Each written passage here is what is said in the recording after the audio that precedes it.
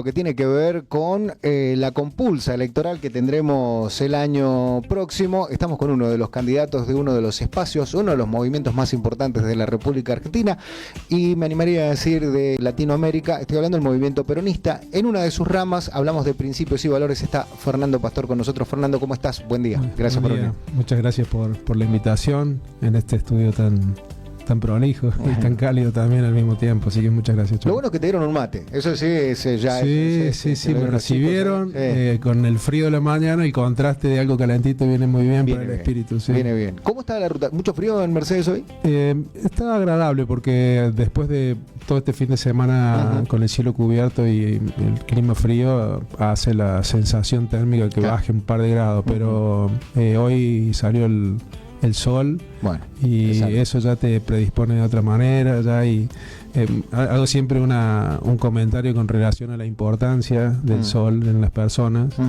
porque el sol tiene una interacción directa a través de la piel con la síntesis de vitamina D, y la vitamina D es un sustrato imprescindible para la síntesis de dopamina. Claro. Eso a nivel del hipocampo, o sea, a nivel del plano frontal, se produce y se estimula la liberación de dopamina, que es una hormona que provoca bienestar, que de alguna manera predispone optimismo. En contraste con las pantallas azules que te generan dopamina y no te dejan dormir. Claro, también, por ese lado. Que sería el mecanismo similar al scrolling que uno tiene cuando se despierta a las 3 de la mañana y empieza con el teléfono, claro, que no debe pasar a muchos. Está clarísimo a ustedes que están escuchando o que están viendo el streaming que es galeno, ¿no? Es doctor Fernando. Fernando, veníamos hablando recién, fuera del aire, del estado de las rutas, y tuviste una sorpresa grata y una sorpresa no tan grata en el camino hacia acá. Sí, que hay gente haciendo mantenimiento, sobre todo cortando el pasto del Boulevard Central. Eso facilita la visibilidad para el que viene manejando. Hay un tramo de la ruta viniendo de Mercedes para acá que está bien, pero digamos es un tramo corto. Claro. Desde Fraga para acá San Luis las condiciones son mejores para el que viaja de Córdoba, desde Mercedes de este a oeste. Claro, exacto, de este a oeste sería. Y del que va de oeste a este hacia Mercedes. Y ahí se complica un poco más. Bueno, ahí el motivo yo lo tengo claro porque mi padre se dedica a la venta de áridos y ha sido proveedor en muchos casos en algunas rutas cerca de Mercedes, y el problema es la consolidación del suelo a ese nivel. Entonces el material que se usó no es un material sólido como el ripio. Hay una grava de una medida de piedra que se traba en sí misma, y eso produce una consolidación cuando uno lo apisona, que cuando uno coloca la capa de cemento por encima de esto, no cede con el efecto sucesivo de las lluvias. El efecto sucesivo de las lluvias con la inclinación de la ruta, se arrastra la grava y queda descalzado el cemento con el cual se hizo la ruta, y eso con el peso y las temperaturas, el peso de los vehículos, los camiones, se fractura el cemento y pasa lo que pasa, que están quebradas, porque no están con baches. O sea que es un error para la erosión hídrica y también para las juntas de contracción, ¿no? Del cambio de temperaturas, más allá del peso que efectúan los camiones y demás. La temperatura tiene el efecto de contracción en cuanto a la baja temperatura, la contracción del asfalto, y el calor por el contrario, la dilatación. En este caso las juntas no son el problema es el cemento que se parte porque pierde el sustento que la contiene. Es decir, como no es de ripio, que el ripio, el encaje entre piedras permite la fluidez del agua que se filtra, esto es de grava, o sea, lo hicieron con tierra, entonces la tierra se la lleva el agua, se la descalza, se lava, se descalza y se parte el cemento, y ese es el problema que tiene la ruta esta. Y esto es un trabajo provisorio, entonces, el que se realizó. Y va a ser siempre así porque, digamos, todo el trayecto de la ruta tiene ese mismo descalce. Y ahora se le ha cedido a la provincia el mantenimiento de este tramo de la ruta 7. ¿Cómo viste eso? ¿Tuviste oportunidad de chequear algo, de que Nación le ceda a la provincia? Sí, tengo entendido que a pedido de la provincia se ha cedido la concesión. Me imagino que esto forma parte un poco del intento de compensar primero, este mantenimiento, falta de mantenimiento que tiene la ruta y una intención de mejorar las condiciones. Esto, digamos, en otra instancia tiene otro fondo, otro modo de financiamiento que es responsabilidad del ente nacional del mantenimiento de las rutas, pero bueno, esto no se está dando, no se está dando en ningún lado. Y es preocupante esto que pase desde el punto de vista de la estructuración. Pero hay un montón de aspectos de los que quiero charlar con vos, Fer, que tienen que ver principalmente con una noticia que estuvimos leyendo el día de ayer, un informe que se realizó y que tiene que ver con que el 78% de las familias argentinas están debajo de la línea de la pobreza, ¿no? O sea, media baja claro, y pobre. Sí. Esto es muy grave. ¿Cómo se puede resolver esto? Si es que tiene una resolución o si va a ser mucho tiempo, porque en cualquiera de los dos casos, me decían el otro día, un economista me decía, en cualquiera de los dos casos continúe este modelo o venga un modelo nuevo, va a pasar bastante tiempo para que se acomode la micro. Claro, es muy importante destacar que el modelo es el responsable de este empobrecimiento progresivo, ¿no? El modelo que prevalece es un modelo especulativo, rentístico, financiero, y ahora devenido en extractivista, porque la economía de la Argentina se sostiene puntualmente por lo que se está exportando. Claro. Es decir, esas exportaciones movilizan cierta parte de la industria, podemos decir, un poco de metal mecánico, otro poco de acero, otro poco de, digamos, bueno, todo lo vinculado a la extracción, pero deja un porcentaje muy importante de la industria, de la otra industria complementaria por fuera. Claro. Entonces, ese porcentaje traducido a la microeconomía solamente la disfruta un 20, un 25, un 30% de la población, el otro 70% queda afuera del sistema. Y bueno, llevándolo a números, en la provincia, por ejemplo, hablando de San Luis, no ha habido una pérdida sustancial del empleo. Lo que ha habido es una pérdida de la calidad del empleo. Lo que ha habido es una pérdida de la formalidad del empleo. Ha crecido la informalidad, el monotributo social, el monotributo, el delivery, el Uber, el Didi. Claro, y eso impacta negativamente tanto a nivel nacional como a nivel provincial en la recaudación. Eso es un tiro en los pies. Exactamente, sí, es de alguna manera un maquillaje, ¿no? Que maquillaje para publicaciones, para los números, pero para la sensibilidad social y para la vida cotidiana de las personas es lo que nosotros podemos observar todos los días y lo que estamos analizando ahora, que el 75% de la gente está en situación de pobreza. Es muy grave. En cuanto a San Luis, ya que hiciste hincapié en este tema, el gobernador dio 20% en 4 tramos, ¿no? De 5% con una inflación que está en el 2.9 como acaba ayer. ¿Cómo consideras este aumento? ¿Alcanza, no alcanza? Son 75.000 pesos hasta el fin de año, es decir, que si uno lo traslada y lo mide en relación a la inflación, siempre es insuficiente. Digamos, yo siempre tengo un discurso, no es conciliador, pero sino responsable en este aspecto, porque, digamos, sin caerle con el juicio de valor sobre la gestión al gobernador, yo entiendo que ha debido alinearse por una cuestión de conveniencia en cuanto a la coparticipación. ¿Conveniencia política para él, no para el pueblo de San Luis? Claro, sí, claro, o sea, conveniencia en cuanto a porque la verdad que este alineamiento uno no lo interpreta desde el punto de vista político, porque uno sabe que Poggi viene de otra extracción. Claro. Pero creo que tiene ¿Es justicialista, Poggi, a tu criterio? ¿Es peronista? Viene de las huestes de Adolfo, yo tengo entendido históricamente, proviene desde esa formación. Entonces, en su momento, Adolfo creo que si uno compara entre este proceso de pasaje del gobierno desde él y de Alberto, ha sido el más peronista de los dos. Pero llevado a la práctica, después vemos que hay una cierta laxitud de los conceptos doctrinarios y se han ido desviando, como bueno, lo vemos ahora que está alineado a la Libertad Avanza y ha sido casi, te diría,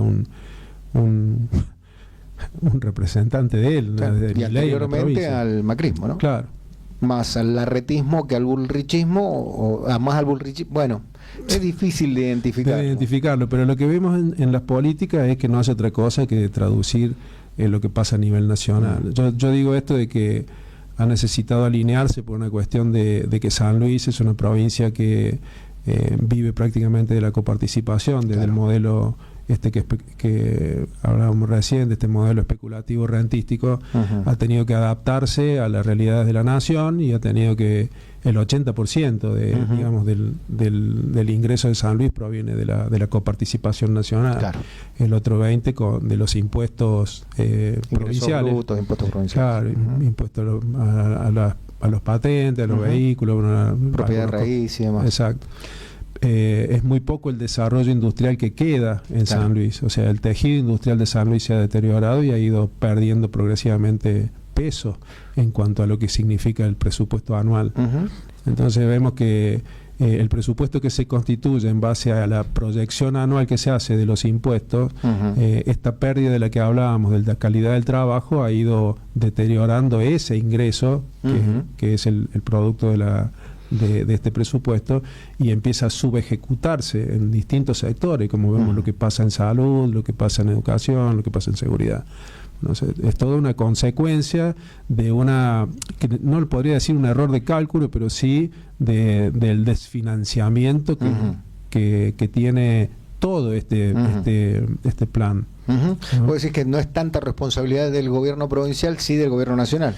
Yo digo que no se puede sacar de contexto a San Luis de la nación. Claro. Lo que sí es una decisión política, cómo uno se alinea y cómo uno se para frente a las políticas nacionales. Es decir, uno puede estar coincidiendo y alineándose o discrepando y teniendo alguna medida, pero básicamente como el país va para ese lado, no te quedan muchas chances.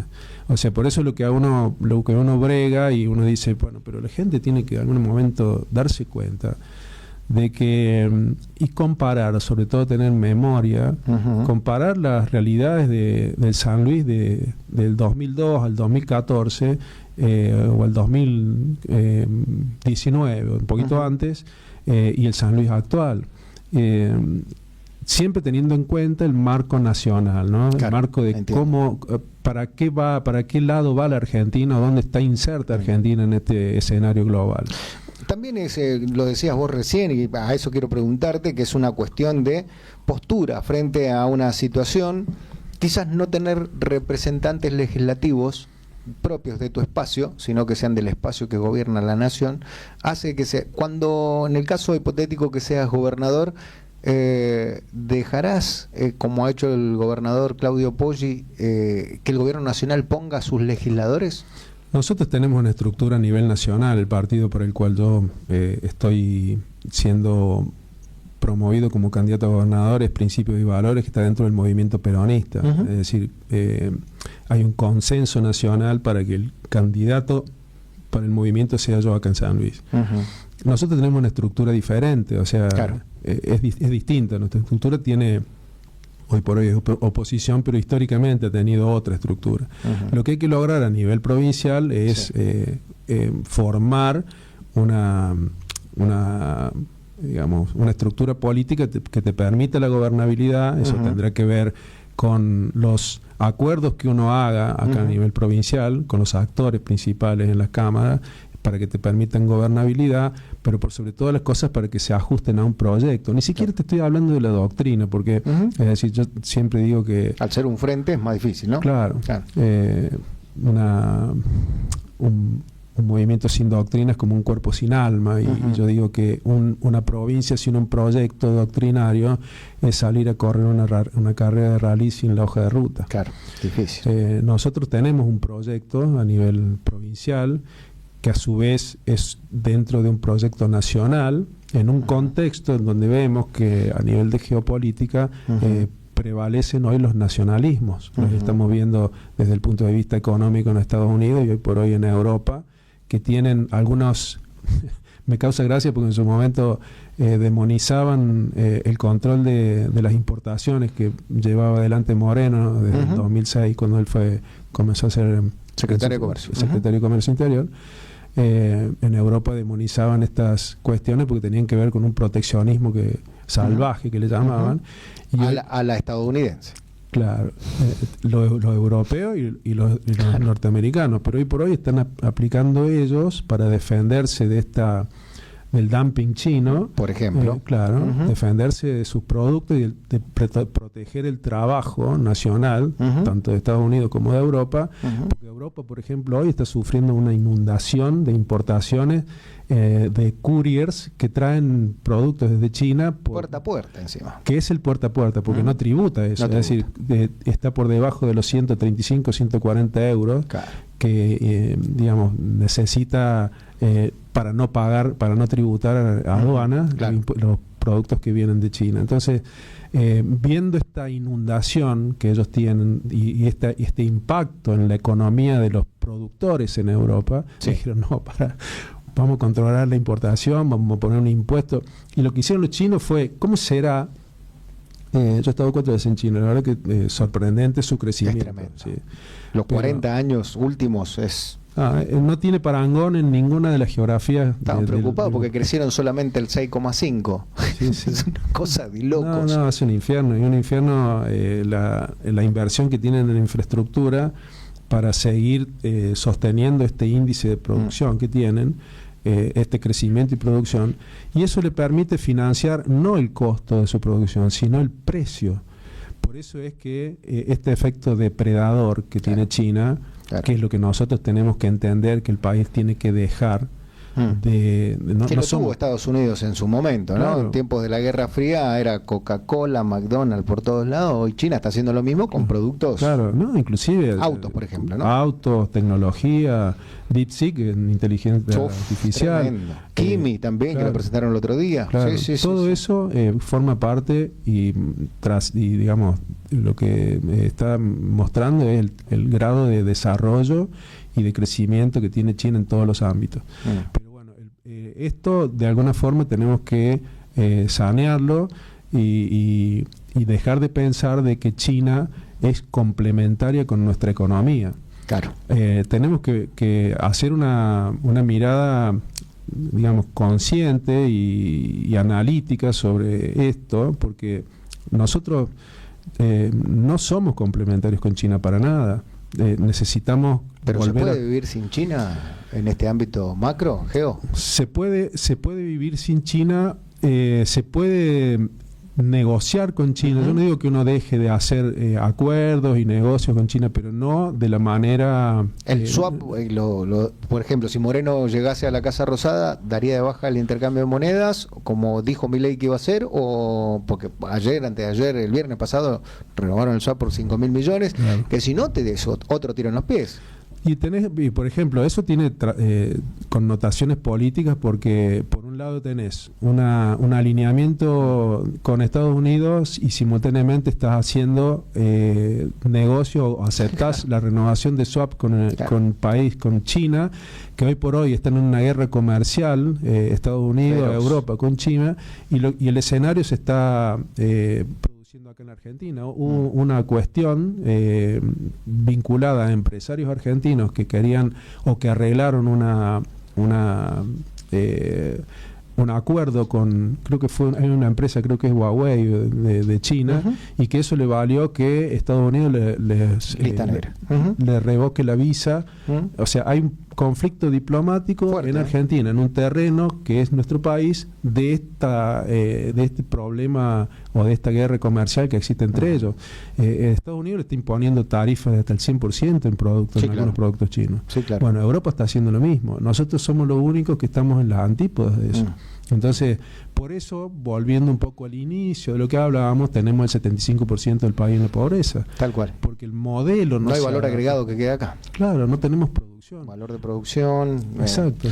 Fernando, nos estamos quedando un poquito sin tiempo, pero esta pregunta me parece crucial para darle la apertura a la próxima entrevista. Tenemos un largo trecho hasta lo que será la compulsa eleccionaria del año que viene, y tiene que ver con la unidad del peronismo, ¿no? Algo que se viene hablando desde hace un montón de tiempo, la unidad del peronismo a nivel nacional y a nivel provincial. ¿Cómo la ves? ¿Es viable? ¿Es posible? Yo digo, está en proceso. Hay algunos gestos que son, digamos, de conciliación. Hay muchas partes del peronismo que está de acuerdo. En lo que sí se está de acuerdo en que tiene que ir de alguna forma ideológicamente separado. El progresismo que representa Axel Kicillof y el peronismo doctrinario o el peronismo, digamos, de Moreno, por ejemplo, por decirlo de alguna manera, el peronismo ortodoxo, ¿no? Porque nosotros ya tenemos y tuvimos ejemplos de gobiernos que tienen que ver con la socialdemocracia, hablando de Alberto Fernández, por ejemplo. Ya tuvimos como ministro de Economía Kicillof cuando Cristina fue presidenta del 2014, ya lo tuvimos como ministro de Economía y no le fue bien. Entonces, si no le fue bien como ministro de Economía, ¿para qué lo querés de presidente? O sea, porque él sigue sosteniendo que ¿Pero China... esta batalla no le da de comer a Milei? Digo, al oficialismo. Pero hay que darle igual. Milei es lo mismo que Kicillof, digamos, con otra motosierra, es decir, con otra herramienta diferente a las motosierras, porque si vos decís que sos complementario con China, no podés decir que querés reindustrializar la Argentina. Son como oxímoron, o sea, son palabras contrapuestas que tienen un significado opuesto. Entonces, lo que nosotros tenemos que entender como argentinos, que para poder volver a tener el trabajo como ordenador social, necesitamos la reindustrialización. Dejar de depender de China, dejar de depender en cuanto a la importación de los productos y poder ¿Y de Estados producir Unidos acá también?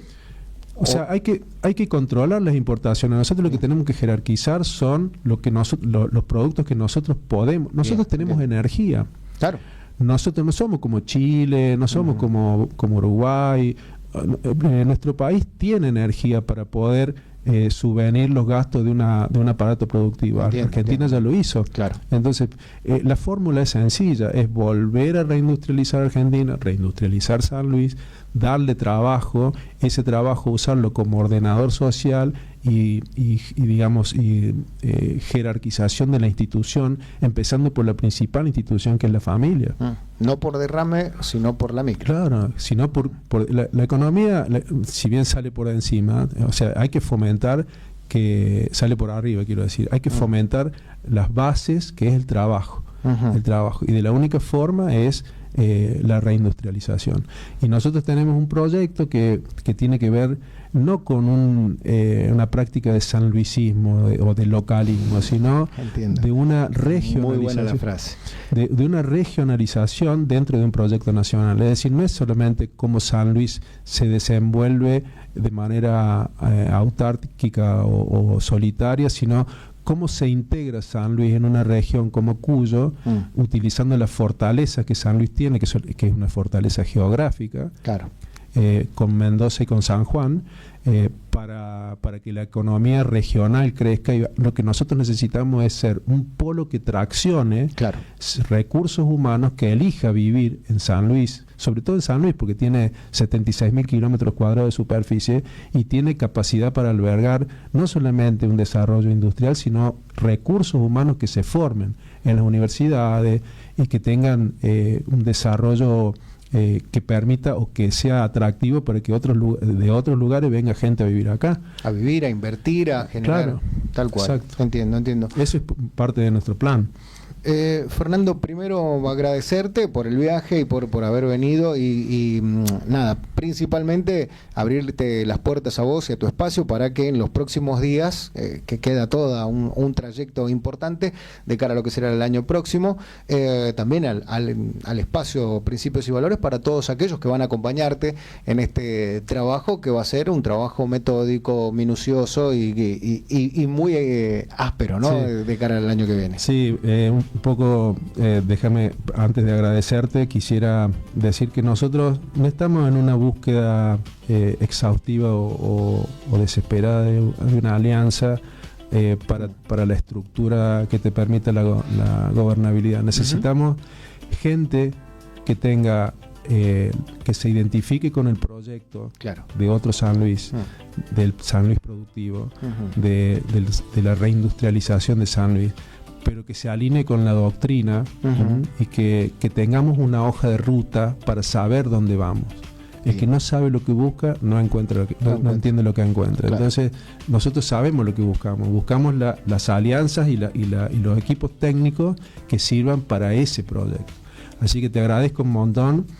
Primero la oportunidad, tenemos un nexo que es Daniel. Un abrazo para Dani, sí, Dani que ha hecho, un jugador de toda la cancha. Sí, un 5 que distribuye. Sí, es Paredes. Sí, Paredes. Así que a través de él, todas las veces que tenga la oportunidad de usar este espacio, que como te dije, me siento muy cómodo y es muy lindo. Así que para mí un placer. A nosotros también, Fernando, y darle la oportunidad a la gente que te conozcan, la gente de San Luis, la gente de Mercedes te conoce muy bien, pero que la gente de San Luis, del Gran San Luis, tenga la oportunidad de tener una alternativa más y empiece a estudiar bien, pausadamente y con tiempo, a dónde meter su sufragio el año que viene. Exactamente. Fernando, muchas gracias. Bueno, gracias a vos, muchas gracias por